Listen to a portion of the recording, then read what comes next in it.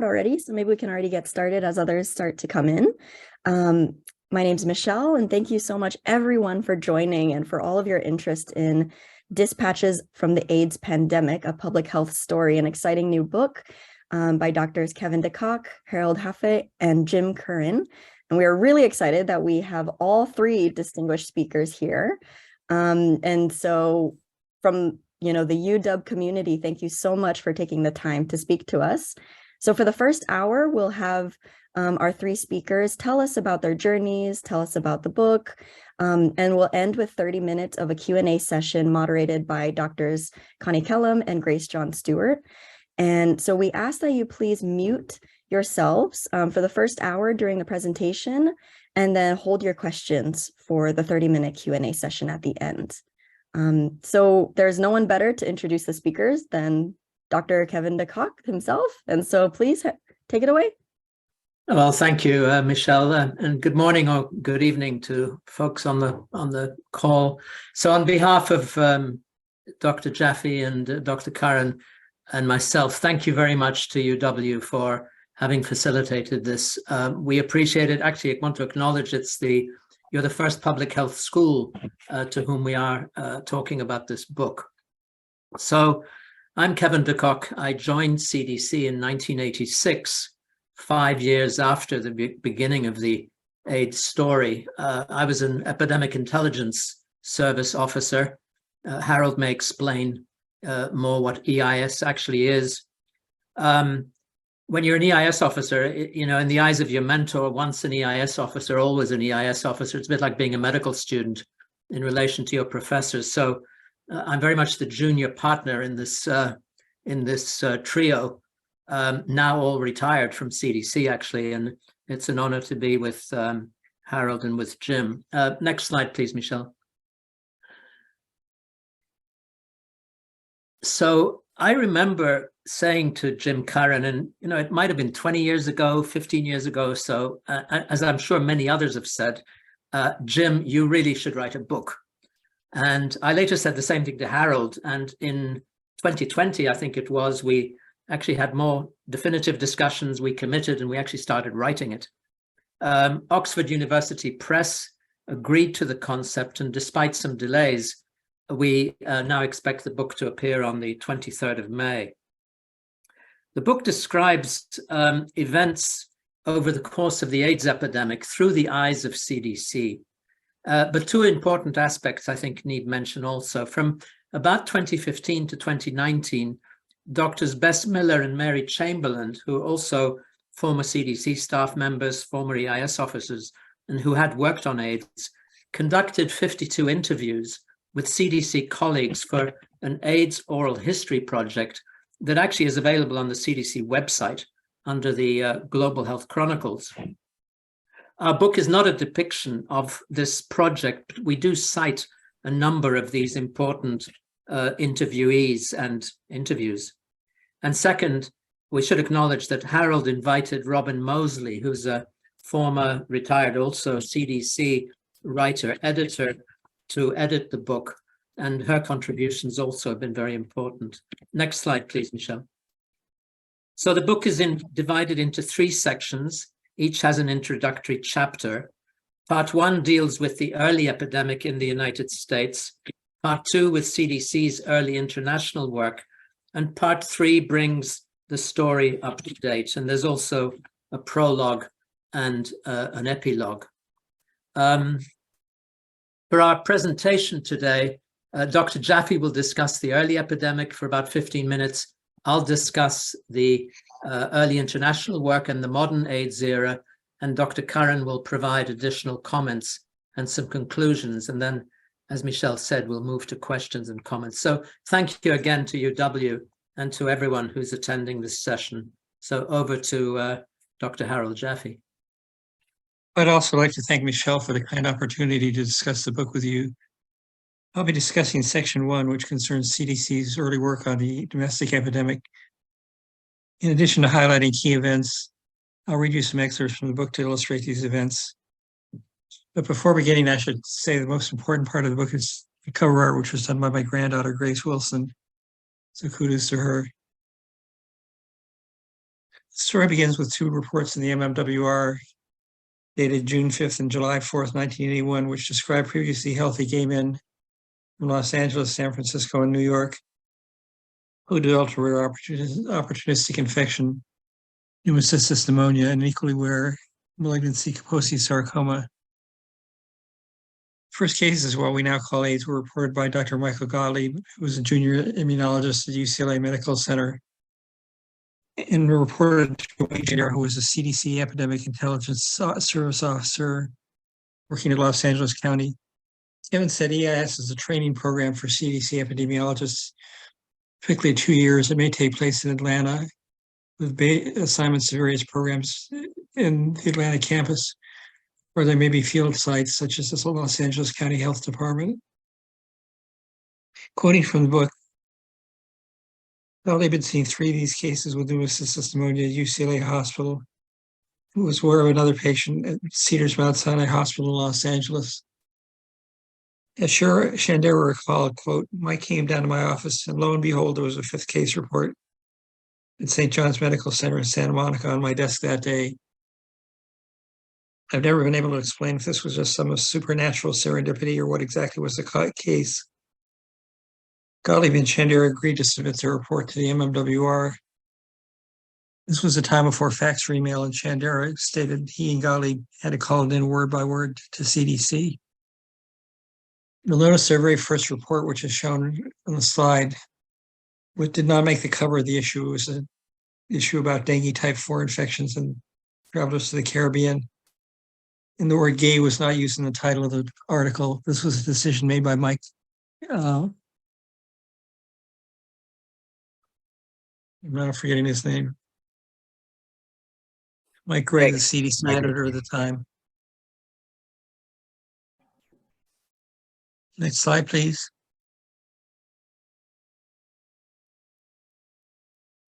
The disease didn't need to be fit into a pre-existing organizational unit at CDC. So a multi-specialty task force of about 12 people were formed under the leadership of Jim Curran, who looks exactly like he looks in this picture. Quoting Jim about the task force, it was an eager group of people that came from throughout the agency, people working on cancer, people working in virology, people working in STDs, people working on environmental issues, and all were sort of assigned together in this ad hoc task force of what we call Kaposi sarcoma and opportunistic infections, because we wanted people to think and realize that we consider this not just an epidemic of cancer, not just an epidemic of infection, but an epidemic of a conglomeration of things forming a syndrome. Jim, since I quoted you, do you want to fill in any more about the creation of the task force? No, I think there was a hiring freeze at CDC at the time, and so we had to make do with what we had. But it was right after the EIS officers arrived, and the one thing CDC has always both prided itself on and wants to be like is to jump on a new problem. So we did have a lot of enthusiasm, although not a lot of money or hiring potential. Did you look as perplexed as you do in the picture? I still look that way, I think, pretty much. The interesting thing about having us 3 dinosaurs writing this book together is we can complete each other's sentences.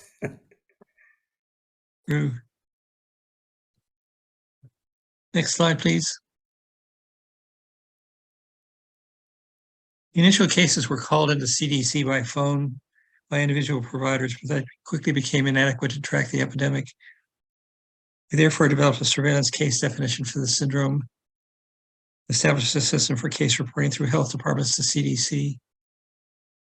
The epidemic curve that you see drawn here was hand-drawn by my wife, Dr. Mary Chamberlain, in the pre-PowerPoint era.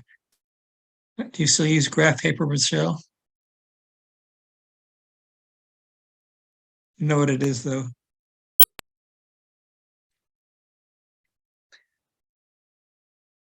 Mary was working as an EIS officer in New York City. The crosshatch bars show cases from New York City, and the open bars show cases from the rest of the country. Next slide, please. I think our top priority on the task force was to establish the risk factors of the disease in gay men since they were the group initially affected. In October 1981, I was assigned by Jim Curran to develop a national case control study, which began with enrolling most of the living patients reported in the country with pneumocystis or KS. We compared them with apparently healthy male control patients living in the same cities, matched in age by race and age. We conducted the study mainly in San Francisco, New York, and Los Angeles, a few cases from Atlanta as well. The strongest risk factors related to sexual activity, but since sex was highly correlated with drug use, an environmental cause couldn't be ruled out. Jim, do you think that's a fair interpretation of the case control study? Yes, and I think the thing is we're careful, although we had gay men controls, to recognize that whatever caused this might have also been present within the control group. So in a sense, we're naturally overmatching, which would lead to, in a sense, make any of the findings more believable and robust, because obviously many of the controls from STD clinics and others had some of the similar projected risk factors. The case for sexually transmitted infection was strengthened by the discovery of a cluster of 40 cases of AIDS in gay men living in 10 North American cities linked by sexual contact. Cluster investigation began with David Auerbach, who was the EIS officer who took Wayne Chandera's place in Los Angeles. He had heard from his contacts in the gay community that some of the AIDS patients may have been sex partners. He wanted to interview them, but had no experience in doing that. So he called on Bill Darrow, a research sociologist in Atlanta, to come out and help him in Los Angeles. Bill Darrow's interview recalled, first two of these men mentioned the same sex partner. It was this very handsome debonair flight attendant for Air Canada that I met, and oh God, he was such a nice guy. When the third patient named the same sex partner, I dropped my pencil and Dave Auerbach almost fell off his chair. We looked at each other with mouths open and said, how could this be? Darrow continued the investigation and then returned to Atlanta to present his findings. He recalled, quote, my fondest memory after I described the study to an in-house audience at CDC came from the task force member, Bruce Evett, who said, willing to bet a six-pack of beer with anyone here that we're dealing with a sexually transmitted agent. All I could think of was, it's Miller time. You left the patient at the center of the cluster is labeled with the letter O, indicating a case outside of the states and cities. But the letter soon morphed into the number 0, and the flight attendant became known as patient 0. Jim, were you convinced by the cluster investigation that we were dealing with a sexually transmitted agent? Well, it certainly reinforced our bias. I think now that we know the natural history of HIV, a lot of other hypotheses and questions come up to us. But it, I believe, in the study, one of the authors said that for this to happen randomly would be 1 × 10 to the -12th would be the likelihood. Next slide, please. Over the next year, the epidemic expanded to include injection drug users or IDUs, heterosexual partners of bisexual men and IDUs, Haitians and Haitian Americans, as well as infants and children. The findings on studies done in Haitians, both in the United States and in Haiti, were not entirely clear-cut, but suggested that the AIDS agent was being transmitted heterosexually. You may be surprised to learn the existence of pediatric AIDS was not universally accepted at the time. In an email sent shortly before his untimely death, Dr. Art Rahman, a prominent pediatric immunologist at UC San Francisco, sent me an email that said, skepticism about the existence of pediatric AIDS persisted primarily because of accusations that the pediatric immunology community were trying to jump on the bandwagon of the AIDS epidemic. That primarily came from the community of physicians caring for adults, as well as some of the activists. In a separate publication, Alman wrote, I believe AIDS in children and infants does exist, that increasing numbers of cases will be diagnosed in the pediatric population as the problem increases in the adult population. Of course, he was right. Next slide, please. First indication that AIDS agent could be transmitted through blood and blood products came from reports of AIDS developing in persons with hemophilia. These are individuals who receive concentrates of blood clotting factors made from the plasma of thousands of donors, and also from the December 1982 report of an infant in San Francisco. This infant, also reported by Art Almond, developed an AIDS-like illness after receiving multiple transfusions, including blood from a donor who subsequently developed AIDS. Until the report of the baby, the mainstream media in the United States paid relatively little attention to AIDS. But that suddenly changed. I recall television crews from the 3 major US networks lined up outside my sub-basement office at CDC wanting to interview me about the baby. I was glad that they were interested, but I wondered where they'd been for the last 18 months.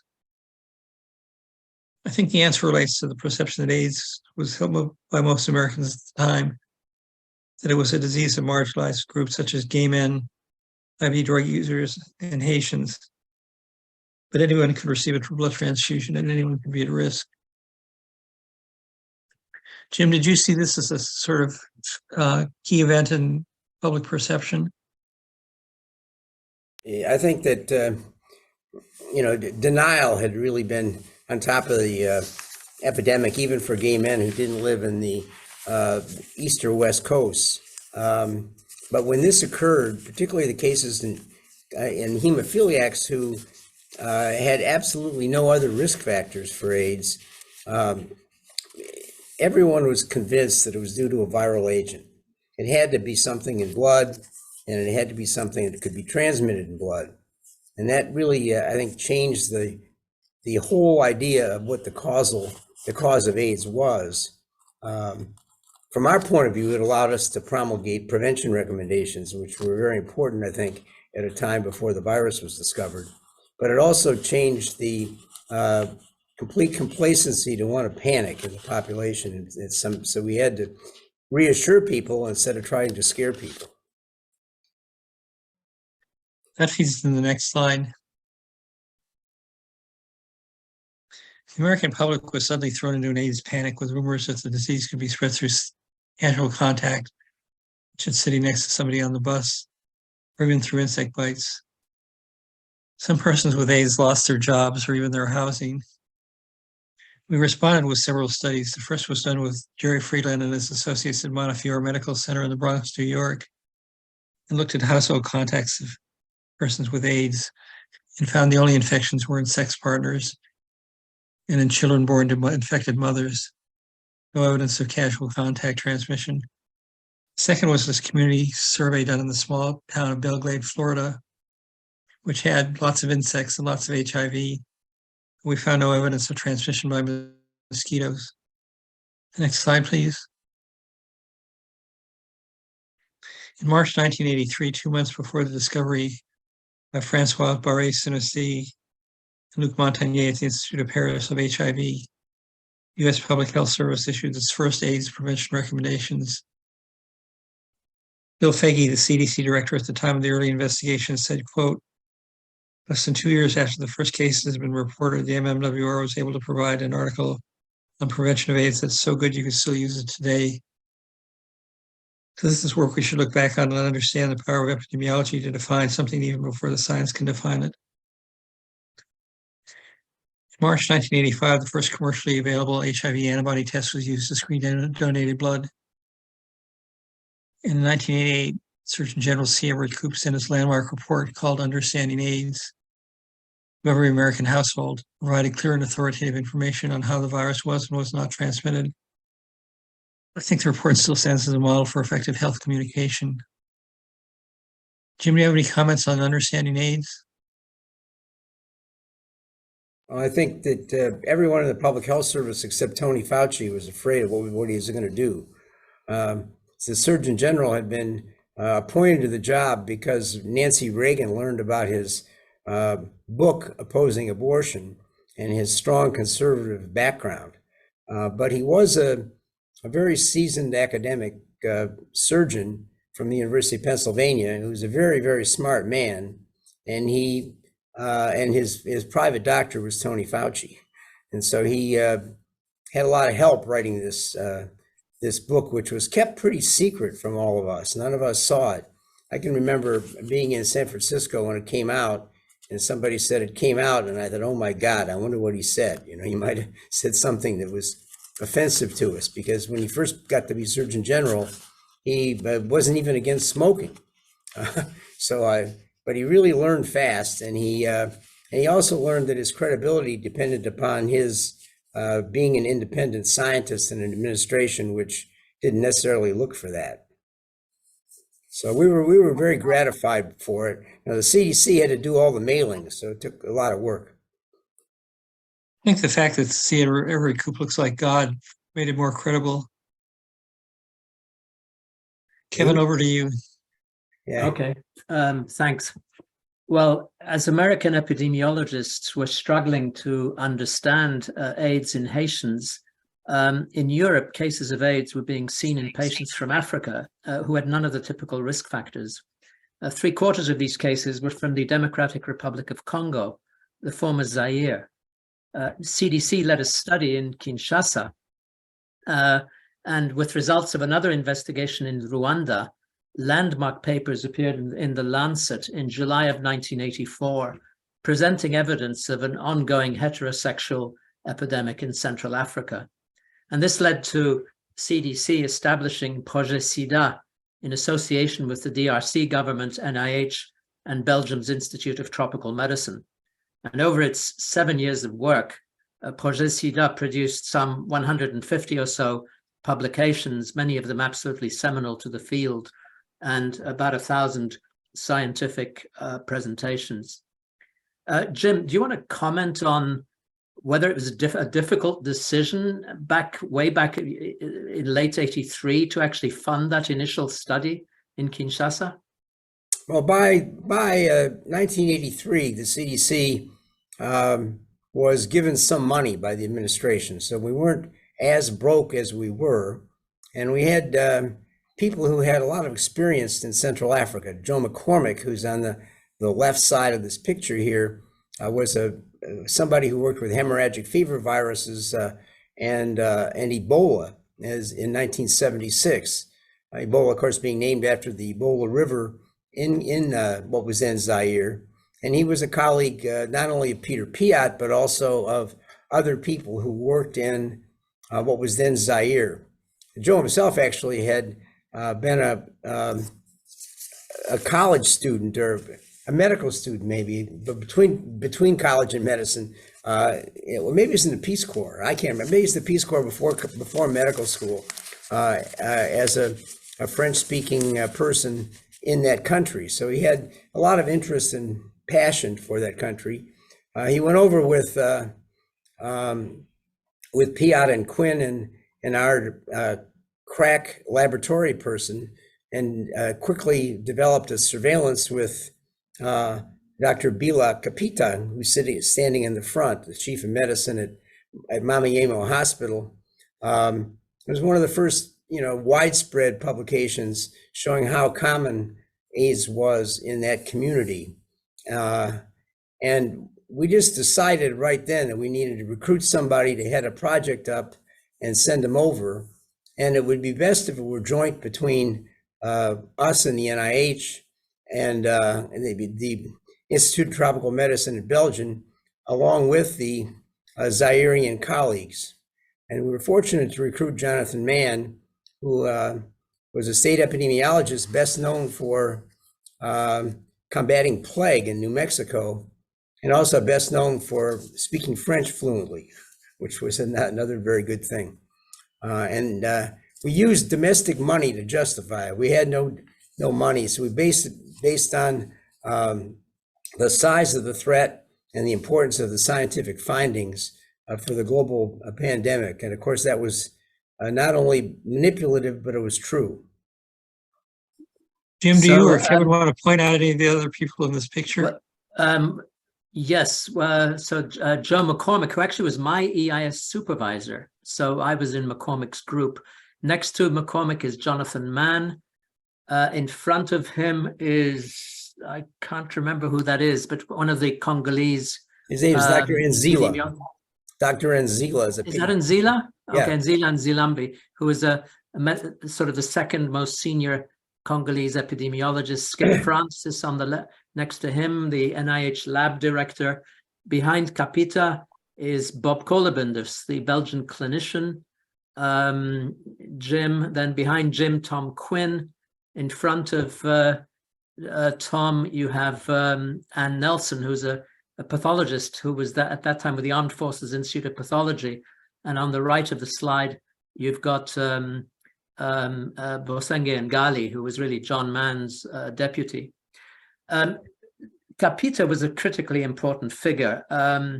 Here's a passage from the book citing Robin Ryder, who was the second director of Projet SIDA. Quote, "This is a noble figure on the same level, I would say, as Kofi Annan, just a presence. And when he speaks, charismatic. No one doubts him. He was really the godfather of the project," end quote. Robin painted a pretty stark picture of the hospital Mamayemo, recalling, quote, "Not a house of cure. This was a house of death," end quote. And Kapita, this is later from the same passage, Kapita recounted how for several years, the hospital had been seeing increasing cases of unexplained fatal wasting and of cryptococcal meningitis. He's on record elsewhere as saying his clinical practice changed in 1975 when aggressive Kaposi sarcoma became increasingly common, end quote. So as Jim said, the first director of the project was Jonathan Mann, and we actually devote a chapter to his life and his influence. Jim Curran was his supervisor throughout all this time, and after only 2 years, just 2 years in Kinshasa, Mann moved to Geneva to head WHO's first AIDS program, what eventually became known as GPA, the Global Program on AIDS. His leadership at WHO was transformational, technically and in its emphasis on health and human rights, which really is his legacy. He was extraordinarily eloquent. And again, from the book, describing Mann speaking at international conferences, quote, "Robin Ryder, who would succeed Mann in Kinshasa, recalled how Mann sparkled at these meetings. There was intense interest from the media in all he said." And then another quote, "His talks at the international AIDS conferences would bring thousands of people, literally thousands of people, cheering and to tears." And that was Alan Greenberg, who recalled that later, end quote. Jim, any quick comment? I'm going to talk about the famous meeting in Brazzaville. Any quick comment about Mann and his time at Projet SIDA? Well, as you can imagine, there was a certain amount of competition between NIH, CDC, and the Institute of Tropical Medicine in terms of who was really in charge of the project. As usual, whoever put the most money in got control, and we put the most money in by about 4-1 over everyone else. And Jonathan Mann was such a strong leader that it was really hard to argue with any of the decisions that he thought needed to be made there. I can remember first seeing him and saying, "John, you know, we have to produce some scientific papers." And within about, I'd say 4 weeks, he sent me 12 of them in draft form. So he was really quite an amazing guy, dealing with a lot of the questions of the day. So having left Projet SIDA, and again from the book, there was a lot of skepticism about AIDS in these early days internationally and in Africa. And I vividly remember a meeting in Brazzaville later in 1986, in the fall of 86. I was an EIS officer. I'd been doing some field work, and I was helping for some aspects. I was helping Robin Ryder with various logistics.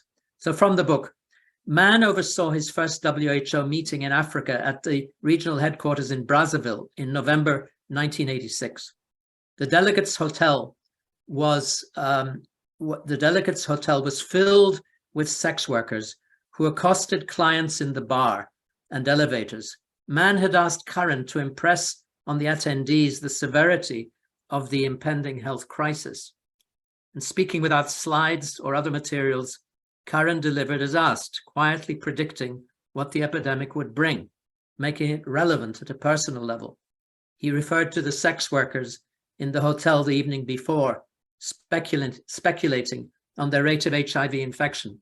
Women such as these were people's daughters, sisters, wives, and that AIDS would become apparent in their own families. The disease was like no other, medically and demographically, but also in social, political, and economic terms. But he reminded his audience that with crisis comes opportunity. He handed the shaken group back to Mann, who now had their full attention. End quote. And the book goes on to discuss Mann's increasing focus on human rights and health.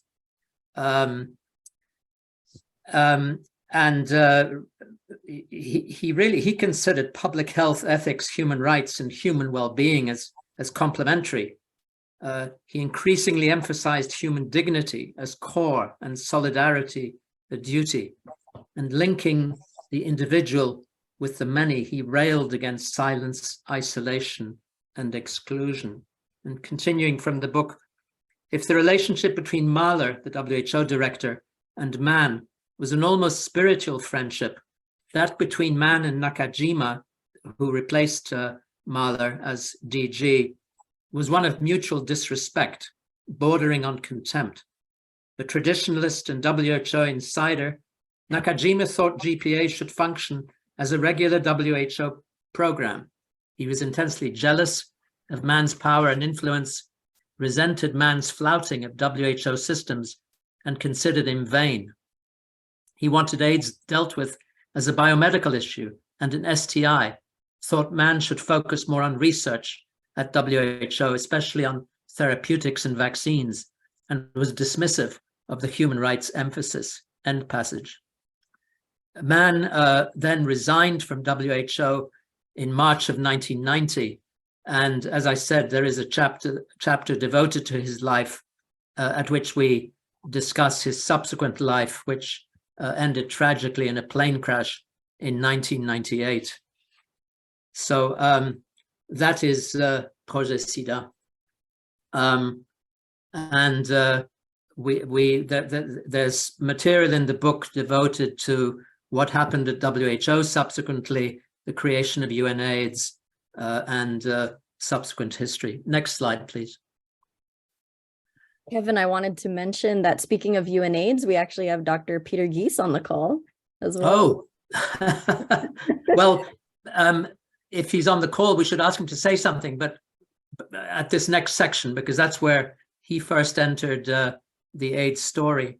So 1987, and again from the book, I was invited to a restricted meeting on AIDS in Africa organized by NIH. The meeting was held prior to the third International AIDS Conference being hosted that year in Washington, D.C. And at the NIH-sponsored meeting, the Harvard group presented findings on asymptomatic sex workers in Senegal, while a Swedish team from the Karolinska Institute described patients from Guinea-Bissau with apparent AIDS, while the sex workers in Senegal were asymptomatic. And French researchers reported on their recently described West African virus, which eventually became known or called HIV-2. And the whole thing was a bit of an alphabet soup and extremely confusing. But if there was a novel retrovirus circulating in West Africa, then its distribution, pathogenicity, and transmission would need investigation. More importantly, we did not have specific diagnostics, and a new agent could threaten the global blood supply. And I suggested to McCormick that we needed a Projet SIDA in West Africa. End of passage. Jim, do you want to comment on some of those discussions back in 1987 about West Africa? And after that, I'd like to just ask Peter Gies a question.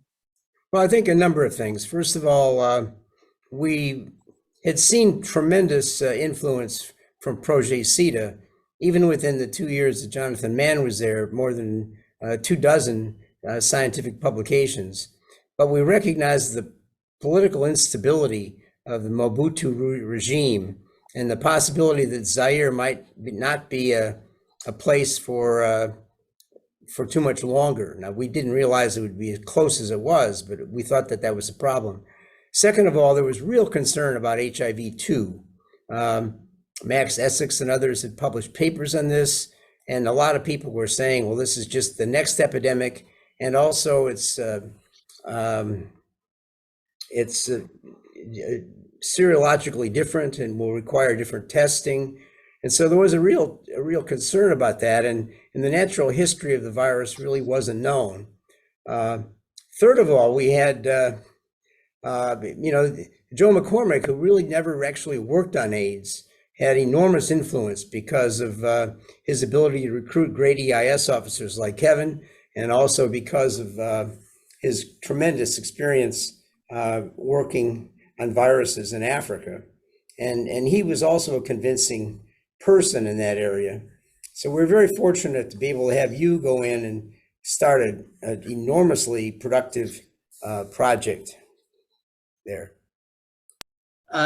Thanks, Jim. As you look at the photograph, you see Alan Greenberg and Stefan Victor, who succeeded me as first Alan was the next director of Projet Rétro-C, and then Stefan. And in the back there, looking to the right, looking towards the right of the slide, is Peter Gijs, who was recruited through the Institute for Tropical Medicine in Belgium to come and work with us as an epidemiologist on STIs. And as Jim said, political instability in the former Zaire was a constant worry. And in fact, in 1991, Projet SIDA effectively closed because of political disturbances and violence in Kinshasa. And we took over some of their collaborations. If Peter Gijs, if you're on the line, do you want to just say a quick 2 sentences about your time in Abidjan? Right, not sure, like I'm not fully prepared, but just to say that I'm fully impressed by the color of hair of Jim compared to Harold and Kevin and myself. But like I was in Ivory Coast for I think 7 years, like working with sex workers, first established in a clinic and also extending to other parts of the country and clients of sex workers. And so as Kevin, as you just said, Kevin, like the focus was like initially on HIV-2, but then very quickly became just HIV because that was quickly recognized as like the dominant virus in Ivory Coast, and the importance of HIV-2 at the time was minor. And so in my earlier comment, I should also include the lack of hair on John Kengasong's head. Over. Yes, thank you. Is Stefan on the line? Kevin, I noticed, I was going to say, I noticed Stefan was signed up too. Oh, I have. Stefan, you want to say something? Yeah, thanks. Hi, everyone. Yeah, just to say that Alan and I came at the same time and followed Kevin. And I remember we would drive home together and look at each other and say, how are we going to follow in Kevin's footsteps? It was really a very daunting task. And so I think, as indicated on the slide, we said, well, the one thing we can do is to take it to the next step from descriptive epidemiology to interventional and really focus on try to identify interventions to prevent transmission and AIDS and death from AIDS. So a really remarkably exciting era. But also when Projet CETA closed, all of a sudden the responsibility was on us to, at the only CDC research facility focusing on AIDS in Africa, to really get it right. Really remarkable time and remarkable collaboration that have continued.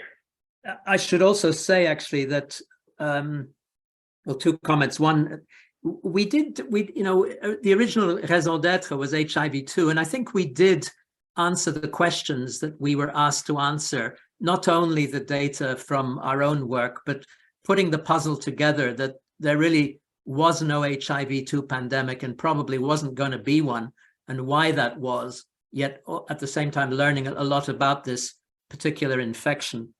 The other thing that I think was so gratifying about Projet Rétro-C is the extraordinary diaspora of alumni from there, Ivorian, other African nationalities, the colleagues we've already mentioned, who went on to really very productive careers elsewhere in global health.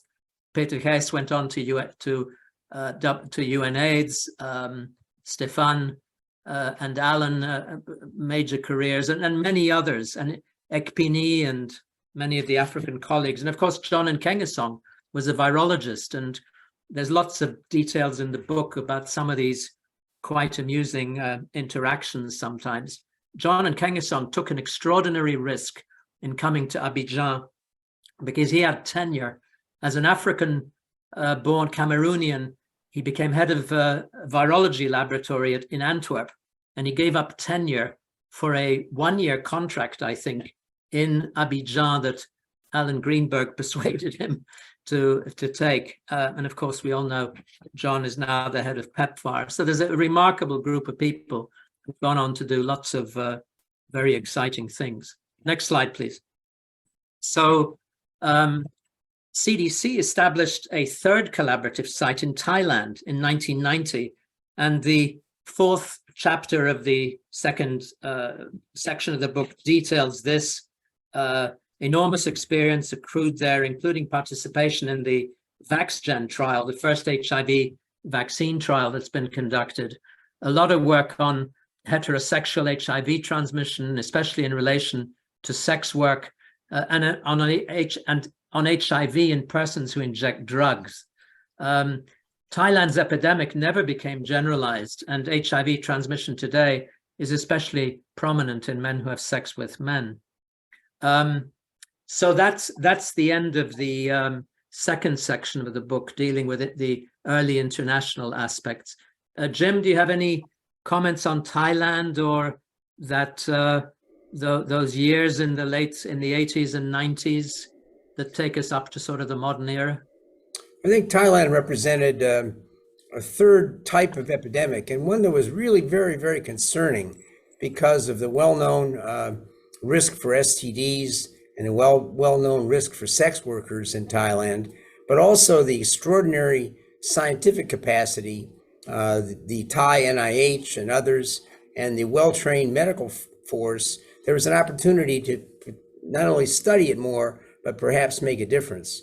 And the one thing I always remember about Thailand that was analogous to the gay community, if you will, Thailand was the first country to really pay attention to HIV prevalence. Most of the other countries would wait till people were dying in the hospitals with AIDS, even after the antibody test was available, before they'd make a big response. But Thailand was very impressed with the early seroprevalence studies in young military recruits and sex workers, showing that the prevalence was quite high. And these were heterosexual people largely at the time. And it was increased when people, when they opened up the prisons and allowed the injecting drug users to leave. But the thing is, despite the openness of sex in the Bangkok and other places, there was also an openness in talking about sex. That's why I say it's analogous to the gay community. So the behavior could be changed quite rapidly and discussed openly. The head of the country of Thailand appointed the man who had been the family planning czar, whose name will come to me in a minute if it doesn't come to one of you guys. Michai Virapita, who was a Chinese Thai person who really championed family planning in Thailand. And so he became the head of AIDS, and they had ads on TV every hour about this. And there was the whole idea of don't even think about having sex without a condom. And they were able to decrease sexual transmission in heterosexual populations and drug using, sex workers very, very, very rapidly. Analogous to what happened, I think, in San Francisco and gay men who could openly communicate with each other. So I was just impressed with the rapid increase and how that could result in a rapid decrease if you had the appropriate approaches. Yeah, and worth mentioning also, actually, the CDC had a bit of an entrée into Thailand because of a very long-standing 10-year collaboration on field epidemiology training, the sort of international version of EIS training. So section 3 of the book. I mention one more thing, Kevin. In Thailand, condoms were called michais. Yes. Because he said there are no beggars there are no beggars in Thailand because they all have condoms to give away instead of just asking for money. Next slide, please, Michelle. So the final section of the book, section 3, brings the history up to date. It has a chapter on the origins of HIV, the scientific advances to date, CDC in the modern AIDS era, WHO, and some aspects of CDC work under PEPFAR. Just a comment then on a couple of quotes from the book. The chapter on CDC discusses in some detail the changes over the years in surveillance practice. Quoting from the book, apart from the name itself, which came from another era and has an admittedly jarring overtone of government control, one would expect the generally dry topic of disease surveillance to arouse little political or community concern. With AIDS, this was not so. And there's a very difficult history about AIDS case definitions, personal vilification of Jim Curran, who received numerous hundreds of postcards, hate postcards at his house. And I remember the battles around HIV reporting and the use of names as identifiers. Another passage about early practice, quote, Meade Morgan was the lead statistician for these efforts and wrote code for computerization of the data. This was very early on, which initially was based on DOS. The system was maintained for many years after DOS had generally been left behind, and a running joke in the surveillance group was that the DOS-based system was kept because CDC wanted to ensure that this, quote, Windows thing was not just a passing fad. It was an example of the attitude, if it ain't broke, don't fix it, but also an early indicator of national underinvestment in electronic public health data infrastructure, kind of relevant to recent experience with COVID, end quote, obviously. So there were numerous controversies around surveillance.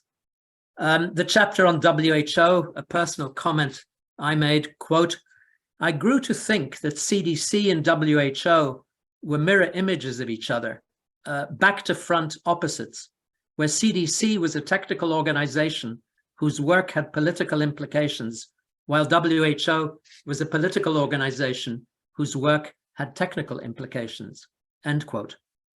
I described some of my time at WHO as the director of the HIV program there. The roles and relations between WHO and UNAIDS were not always clear.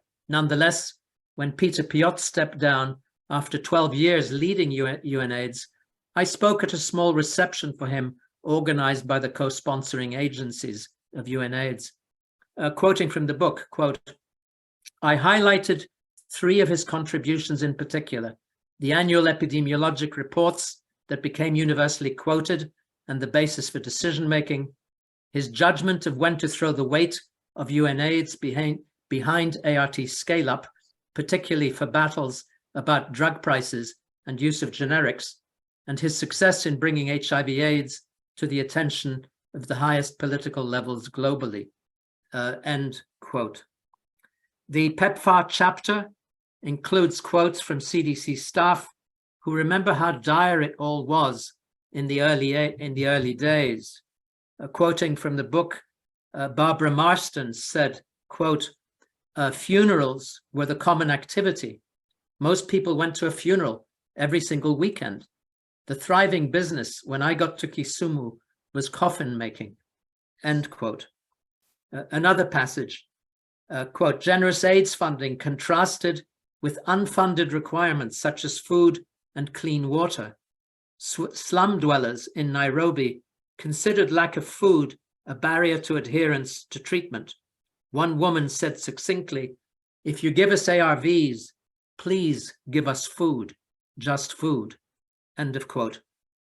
PEPFAR obviously has evolved tremendously. It remains the lifeline for millions of people with HIV and their caregivers, and as you know, is now celebrating its 20th year.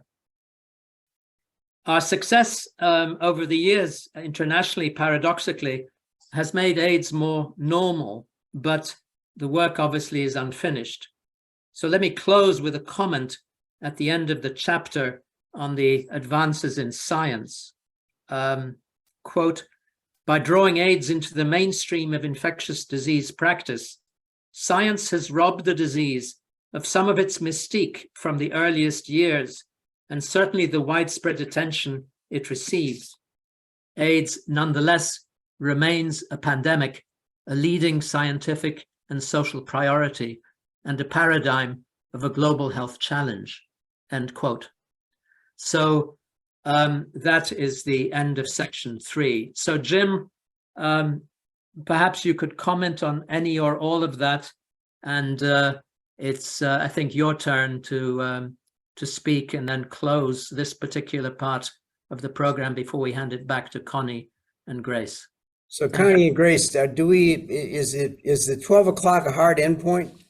No, I'm pretty sure we booked this for an hour and a half, so I think we have another half an hour, and encourage people to stay on because I think this has been such a rich discussion and lots of. The reason I ask is that UW is known for its expertise in infectious disease going back 50 years or 60 years, and the contributions to AIDS currently and in the past have been enormous. So the discussion itself would really enrich us a lot.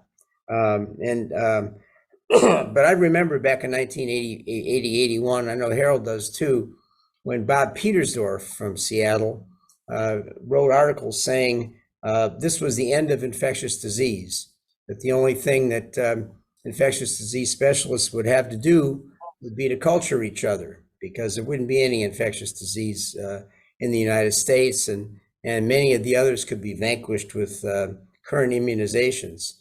And of course, AIDS was maybe one of the first big examples of a worldwide pandemic, and we've seen several since then. Although they're quite different, AIDS was a wake-up call to a lot of us in public health and in medicine. And none of us thought that we would be spending 40 or 45 years working on a problem which is still very complex to deal with.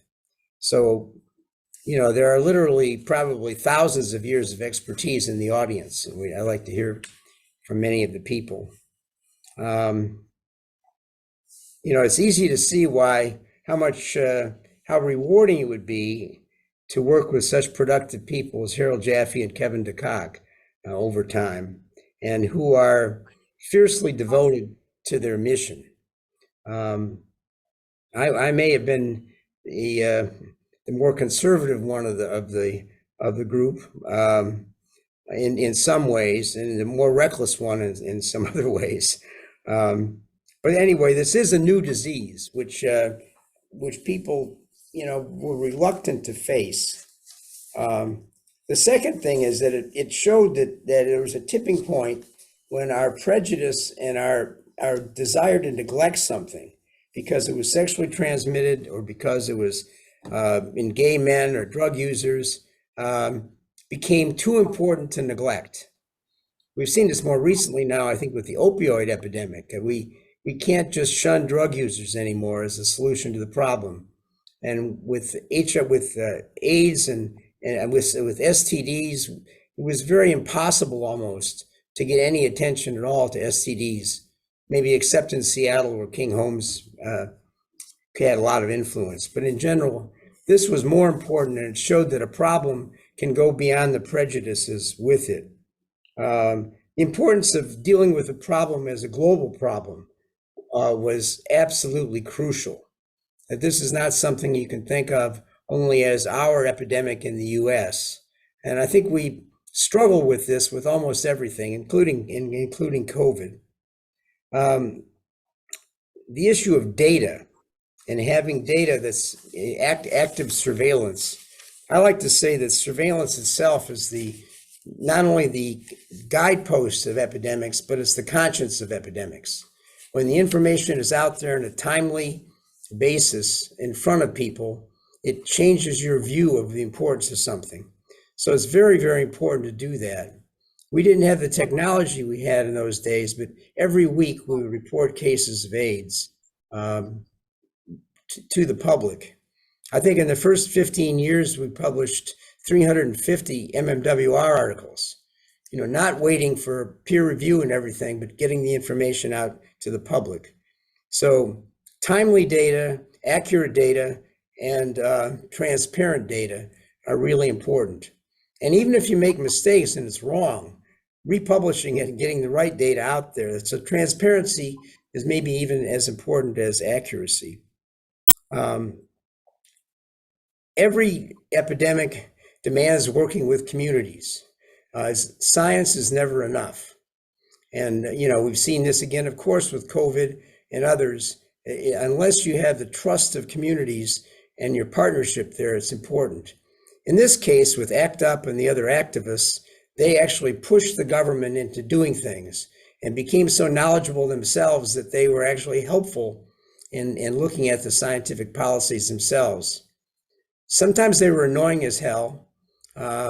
Sometimes they spit in our faces and did some bad things that we didn't like. But I was reminded always by the one time I went to a meeting and the ACT UP people were there, and I said, well, where was Bill? And they said, well, he died last week of AIDS. And so the activists in those days were dying of the disease, but they were not afraid to go out and fight for their lives and fight for the lives of others. And that's a very, very courageous thing to do. And actually called a lot of attention to the problem in an era when we had a lot of neglect.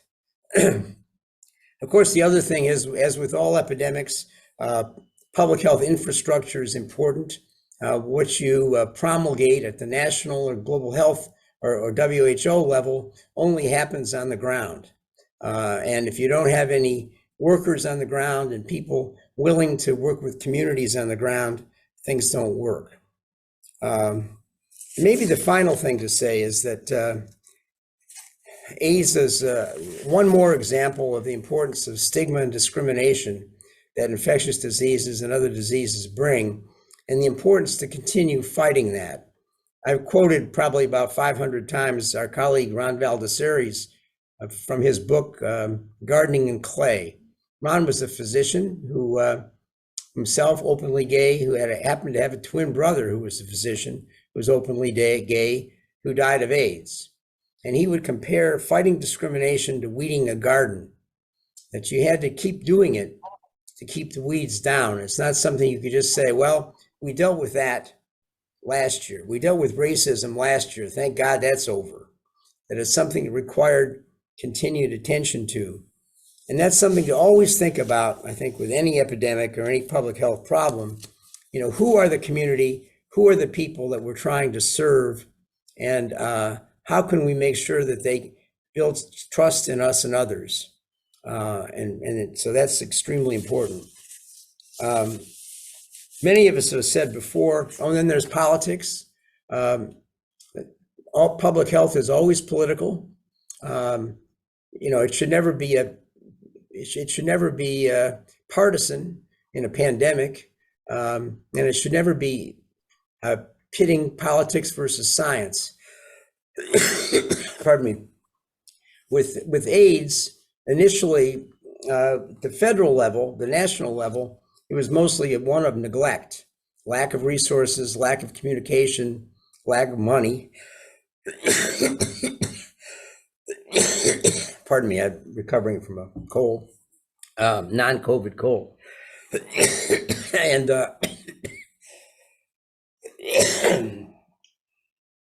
well, anyway, whereas with COVID, of course, it was much more interfering.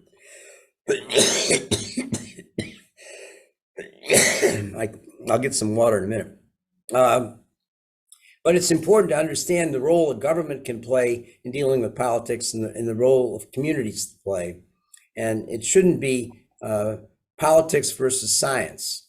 As Tony Fauci said in the New York Times this weekend, you know, it's somebody else's job to bring in schools and to bring in employment and things like that. But it shouldn't be done by saying the science is wrong and the scientists are evil. It should be a balancing of the various sectors of society. So I guess, you know, I think that the job with AIDS is not done because it's such an endemic, lifelong infection. And attention needs to be paid, and we still have great scientific needs. We certainly need curative therapy, and it would be very helpful to have also a safe and effective vaccine. And so that needs to go on along with our continued efforts to have better therapies, easier to administer therapies, PrEP, and other things. So thanks for listening to us, and thanks for your thousands of years of work. Wow, that was impactful. Just a few initial thoughts, and then Grace, welcome your comments, and then we really want to open it up for this wonderful audience to comment on. I guess I was struck by a couple things I just wanted to mention, and if there's time, get your perspectives. Thinking back to this issue that probably at the time there was no reason to necessarily anticipate how it would play out with stigma. But do you think that this, like I think it was in the MMWR, the case report of the flight attendant and this notion of patient zero, is that, how do we describe epidemiology without leading to stigma? I mean, I think that kind of happened with Mpox as well, right? That and maybe it played out in a different way because there was avoidance of maybe naming some of the what was pretty clear, I think even early in Mpox, as the risk factors for it, but not wanting to stigmatize it. Like, how do we balance that? And I guess that would be, I'd be interested in your thoughts about that. Secondly, I was so struck as you were calling out the many people, some of whom were on the call, who stood up and contributed to the HIV response, how, and I speak personally just from being an intern and resident in San Francisco in the early 80s when all this was emerging, how much I've been impressed that HIV touched us professionally in ways that there's like this cohort effect. I still see people from my residency group, a large proportion of whom really were galvanized by this epidemic, and in a positive way, like it really shaped careers, shaped our motivations. And I hope that we can, that kind of response persists with other pandemics. It'll be interesting to see how that plays out, like with COVID. Does it really, it's so intense to be there at the beginning when we know so little and try to find information and interventions quickly. And I guess my third comment would be, I wish that all members of Congress and their staffers would read your book before they vote on PEPFAR, because seriously, I feel like this is a story that how do you tell it how do we get people to still care, I guess, that the work isn't over and that all it takes is releasing our foot on the gas pedal in terms of our treatment and prevention response, our research, to have things pull back. And I mean, there's so many obvious analogies in terms of some of the legal challenges to transgender rights and to reproductive health. And like, it's this story is bigger than just about an infectious disease, but how do you respond humanely? How do we protect the rights of those who may not be as activated as ACT UP and need their voices to be heard? So Grace, do you want to make a few comments, and then we should just let others come off mute, come on video, and also talk. Yeah, sure. Again, I just want to echo what Connie was saying in terms of gratefulness, just to hear the history and your perceptions of how things evolved, what things worked well, what things didn't. And, you know, I think sometimes when we listen to things that occurred for a first time, and we are listening to it from a perspective of knowing how the story unfolded, it's hard to imagine, you know, kind of how decision-making and approaches were made on the spot in the times that they were made, and what we can learn from that in terms of how we would make decisions for new things coming along. My first thought too was, you know, just in terms of capturing that sustained interest when things move from being an acute issue to a chronic issue, or something where people might have fatigue in terms of enthusiasm to keep addressing something like HIV, which has been on the in awareness, and how do we maintain that activism when there still is need? Things aren't over, and how do we maintain that? And a book is part of that, history is part of that, but how do we bring that into the new generation was one question I had. The other thing, you know, having been for a long time in places where there was a high prevalence of the epidemic, like in Kenya, and seeing the impact of PEPFAR, which was so nicely kind of spelled out as you were talking about it. You know, we really did see this marked impact. But we've also seen a lot of, I think, really positive changes in the way that we perceive how collaborations globally should look, and what that means in terms of North-South collaborations, making sure that ownership, leadership, the ways that we envision that are, to some extent, I know the term decolonized is used. And how do we do that, you know, in the future? What do we learn from our past 30 years? How do we do that better? Would be something to think about as we're thinking about the next steps. And I think for those who are now entering their early careers, the junior investigators, the new people coming along, all the students on this call, I think, you know, just listening to what you did when you were going through a lot of things that were not, there was no guidebook, there was no compass. What advice would you have as they're trying to figure out, you know, what do I do? What are approaches that you wish that you had learned earlier? Are there skills that you wished you had taken advantage of? Kind of lessons that would help early on that you can give to people on the call? And I'll stop there.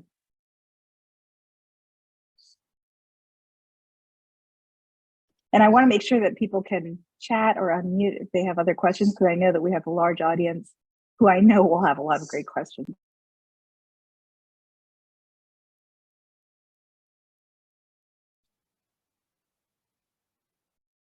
Maybe Kevin, Harold, and Jim, do you want to respond to any of those points before others come off mute? Sure, well, maybe I can start. And sort of to go backwards slightly, starting with Grace's comments and you know, advice for young investigators. I think Bill Foege, former CDC director that many of you will know, often has said that a life plan doesn't really work. That, you know, and what schools of public health should teach is a life philosophy, an approach, because science change. There are obviously basics that schools should teach, basic principles of investigating and biostatistics and so on. But science and the world change so quickly, especially as we've seen. I mean, the past couple of decades in infectious diseases have been truly remarkable. Things change so quickly that plans don't really work, but opportunities present themselves, and it's really about judgment, about when to seize, how to recognize opportunities, when to seize them, and then apply the philosophy of doing the right thing in that particular context. Grace's comment about North-South collaboration, and I think this is tremendously important, and it's obviously an ongoing discussion that people who are working actively today must engage in, because if I really do think that the time is opportune to just consider the whole of global health and what on earth we mean by the term global health, where it's going and how it's going to be managed, with all the new challenges, which not only infectious diseases, but non-communicable diseases, climate change, migration, the demographic transition, et cetera, and I mean, tremendous challenges, but challenges also are opportunities. So it's an immensely important discussion, and I hope it can be had in a constructive way, because it's easy to sit on the sidelines and throw stones.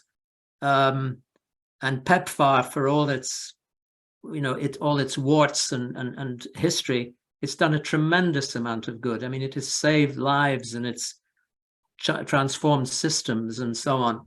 We would not have been able to deal with some of the current infectious disease challenges as well in Africa if it wasn't for PEPFAR.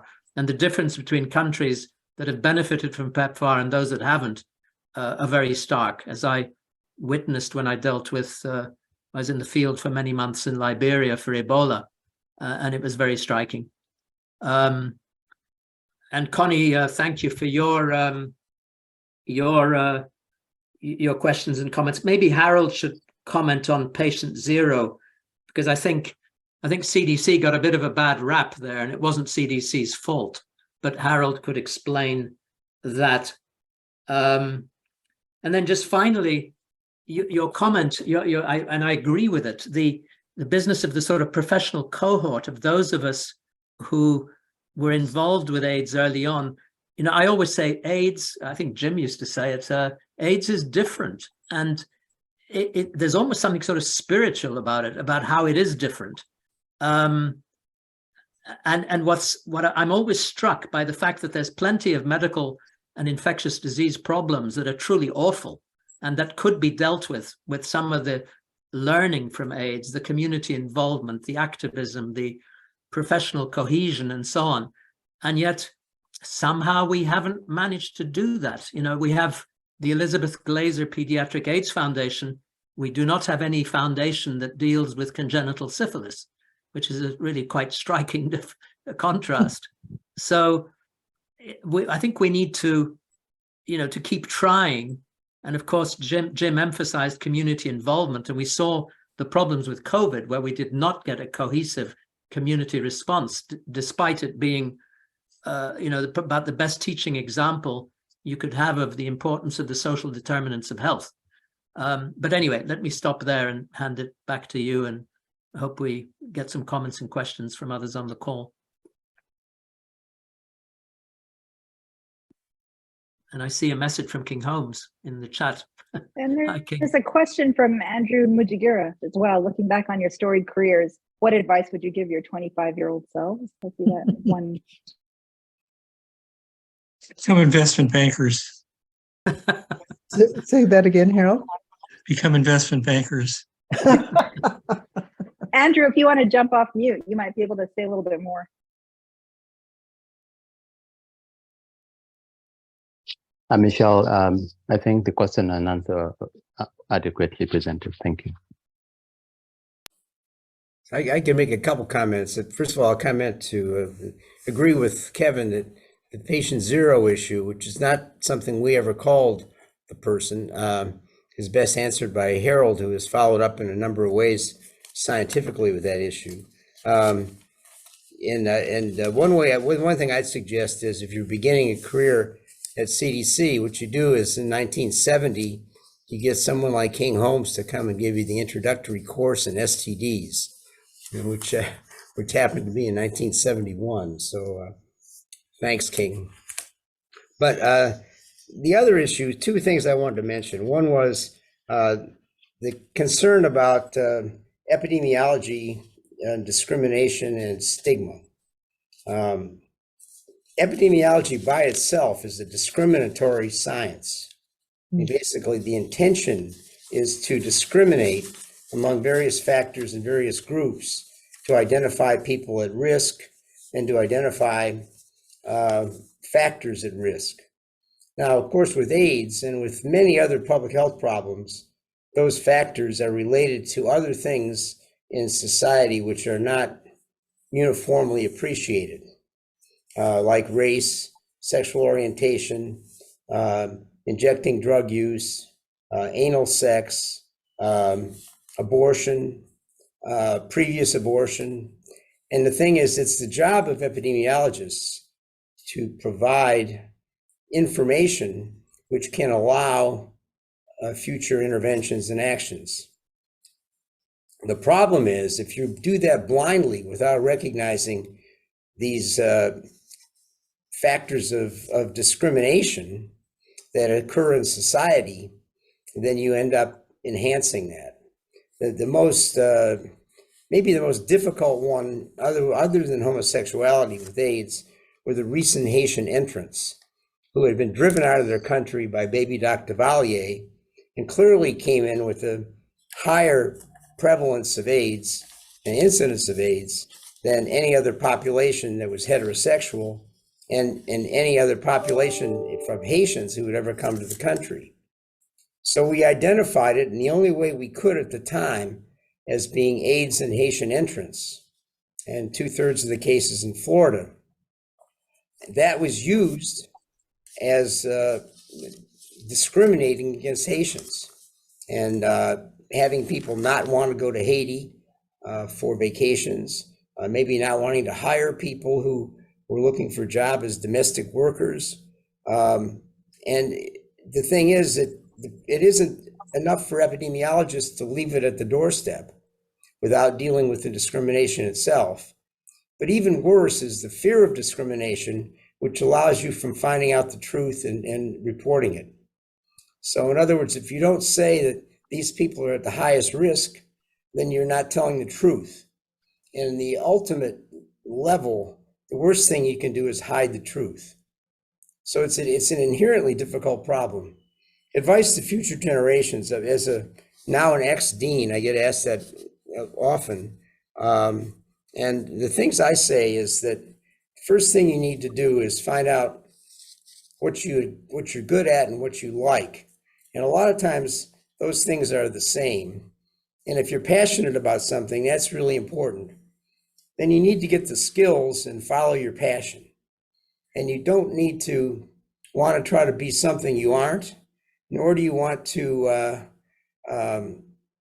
take jobs that you really don't like just because they're more prestigious. Like, I really would like to be a dean. Then you become a dean and you say, oh my God, why did I do this? But it's the same thing for any position in government or anything else. But the thing is, if you're good at something and you are passionate about it and you can help people in the world, that really adds a lot to your career. That's why all of us are still doing it at this somewhat advanced age. To make a few comments, patient zero is an interesting example. We never use the term patient zero at CDC. We use the term patient O, the letter O. Patient zero is largely a creation of the media. When Randy Schultz was trying to sell his book, his agent went to a publisher and said, the guy we're calling patient zero, he may have been the guy who brought the disease to North America. It was used as a hook to sell his book. We now know that he wasn't the earliest case in North America, and he was one of probably a large number of gay men who spread the disease in the US. So it's largely a creation of the media. Mhm. I would also make a couple other brief comments. And King would be interested in your perspective. When I went into infectious diseases, it was because I thought it was especially in medicine where you could cure people. It wasn't like oncology or a lot of chronic diseases. You could actually cure people and they'd walk out of the hospital to be fine and you wouldn't see them again. AIDS changed all that. We went back to the antibiotic era with AIDS. I'd also say in terms of career choices, besides becoming an investment banker, you should be willing to take a chance. I mean, none of us were told we had to work on AIDS. I guess Jim probably was, but the rest of us volunteered. We were taking a chance because it sounded important, and it worked out to be the most important challenge of our careers. So when you're considering your career path, you might be willing to take a chance on something that doesn't sound so obvious.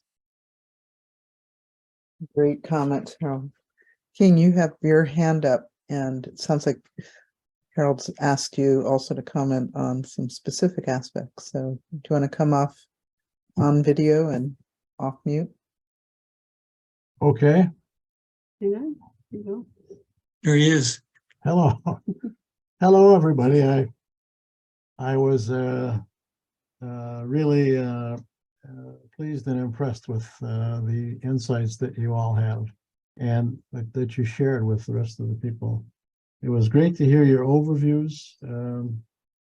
I really fully confirm with Jim Curran's thoughts on this, Kevin DeCock, Connie Kellum, Grace John Stewart, and the real future impressions that we will be able to use again and continue to use based on what we've heard today. I think you all have your own experiences and have expressed a lot of what we're doing to others who are listening to this program and realizing that, you know, these are ways that we can talk with each other, to each other, and have the impacts that we need to proceed. And I think we're not done yet. We have other issues that were discussed today that we can help each other move ahead on. And when new approaches, new problems, and I think occasionally humor can be shared with the others who are participating here and working together, not against each other or against the others working in this area, will really be important. I think that as a team that you are all leading, we will be able to refer to what we've heard and said today. And this should be really influential in terms of what others will do as we realize we are coping with large ranges of problems that are going to continue and that we can help with. So good work. Keep it up. Thanks, King. There are a number of people on the call, and thank you all for staying on through this full hour and a half. It's been incredibly rich. Please feel free to either put comments in the chat or come off mute and put on your video and respond with your insights and questions.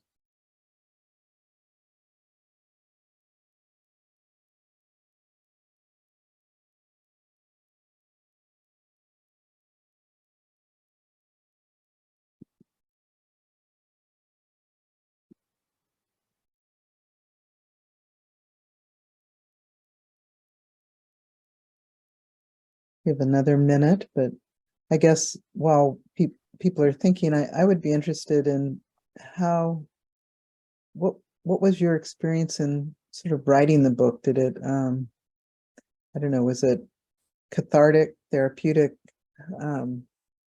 provoke hope or caution or sense of sort of a sober perspective about looking at how we all responded globally, collectively to COVID?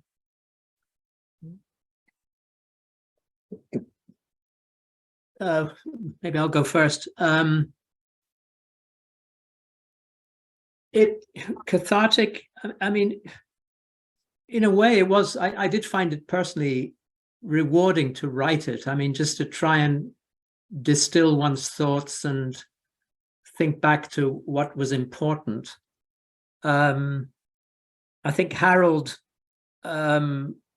made a very important contribution by asking our writer-editor to sort of instill some discipline. And, you know, obviously 3 people writing is not a, you have many different styles and so on. So, but she didn't rewrite, but she certainly was, you know, absolutely outstanding in organizing and keeping us on track.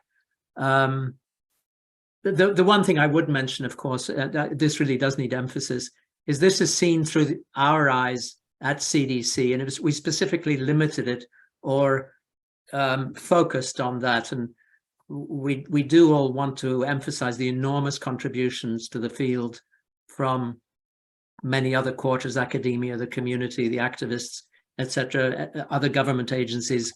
I mean, this was us looking through the eyes of CDC. So it is it's a certain window. It's not necessarily the whole panorama.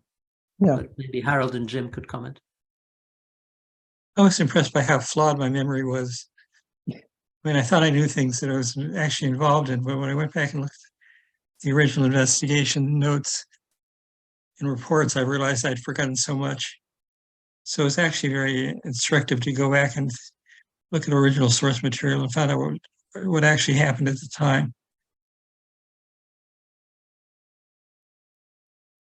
Well, I'm the third author for a reason, and that is that a lot of the original, most of the original texts were written by Harold and Kevin.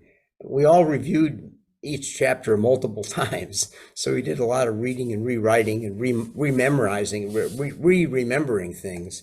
I agree with Harold about our memories. The only good thing about that is they were probably better when we wrote the book than they are now. Right.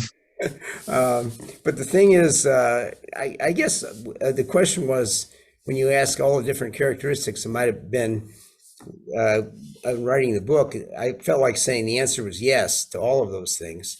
What I liked about it was that by restricting it to a CDC perspective and by making sure we had the international perspective and the global perspective on top of that, it added a certain amount of relevance. I certainly have, and probably Harold has, given a lot of talks in the first couple of years of AIDS, the first few years of AIDS. And that's a story which has been compelling enough that people keep asking us to do it. But it isn't everything. It obviously doesn't deal with the rest of the epidemic. And writing about the rest of the epidemic from a total perspective is almost impossible to be comprehensive enough. We didn't really deal with a lot of the science in this book around either the discovery of HIV, the discovery of AZT, the discovery of HAART, and a lot of the continuing collaborations that go on. The remarkable difference in the capacity of science now compared to 40 years ago. We talk about arguing about how long it took the Chinese to release the isolate of the first coronavirus. Why did it take 2 weeks? They had it sitting around for a week, and we were waiting for 2 years for the discovery of the cause of AIDS. It's in a sense more reflective to write about this now when things are so different, and then be tempted to find out what isn't different. And a lot of the things we've talked about, the importance of surveillance, the importance of transparency, the importance of communication, the importance of working with communities, the importance of working together with different types of science are just as true now as they've ever been. And the importance of stigma and discrimination. The new science makes things easier or makes things harder, depending on how you feel about social media. But the principles are really the same. And so we were forced to think about those principles while we were writing this, 40 years later. And I think also highlight the different roles that CDC has in an epidemic versus hyperendemicity like we had with AIDS. Now we're dealing with really endemicity rather than epidemic. I think we were also hoping to get the historical record right. So 50 years from now, when scholars say, what did CDC actually do during the AIDS epidemic? They'll look at our book and say, so that's what they did. So if we do that, I think we'll be happy. Won't be around, but we'll be happy.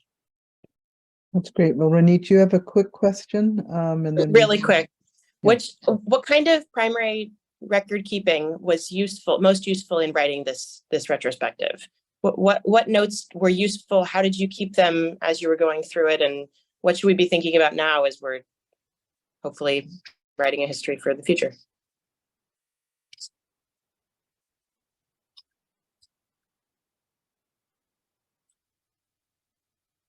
Well, I think we probably all answer differently. Folks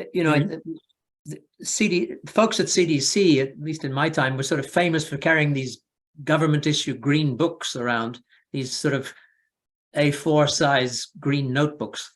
And many of us have, 20 or 30 of them on our shelves.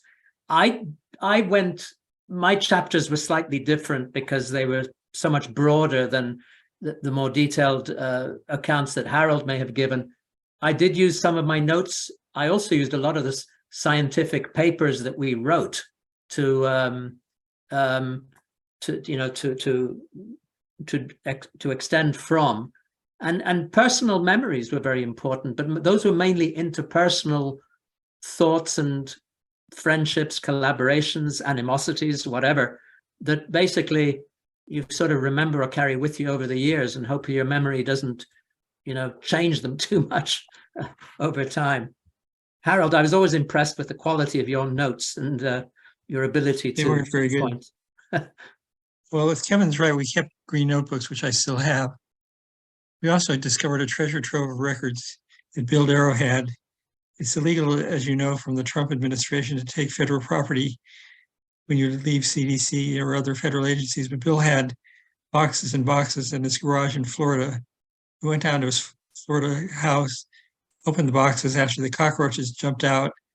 We discovered all sorts of original notes, meeting notes, records of trips, hotel receipts, more than you wanted to know. So that was a real treasure trove. The oral histories were also very useful. Yes. As Kevin said, we had over 50 oral histories of people who actually were involved. So, their memories aren't perfect either, but they're better than ours. That was very useful. There also were thousands of publications and presentations that a lot of our colleagues did that we were involved with. So they, over time, dealt with many of the major issues that we talk about in the book.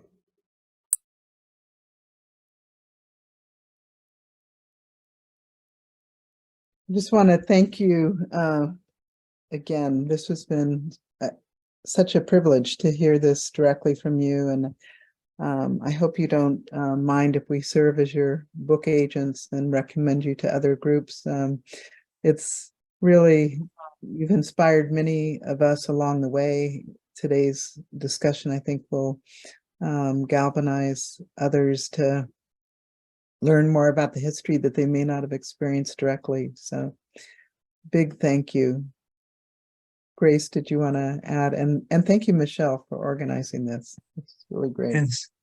Yeah, just a huge thank you. You've said it well, and we're so grateful, and I'm really looking forward to reading the book. Great. Thank you. Well, thank you very much. Thank you. Thank you very much indeed. And yes, please do act as our agents and publicize. tell people to buy the book. Only if you like it, though. No, I've already decided we're going to use it for a course that I teach on the history, teaching undergraduates about epi through the lens of the HIV epidemic. It's perfect. I think in the late 60s or early 70s, there was some book that had on its title, "Steal This Book," but please don't do that. All right. Take care. And thank you so much. And Michelle, thank you for organizing this. Thanks, Connie. Bye. Thanks, Liz. Goodbye. Bye. All. Bye.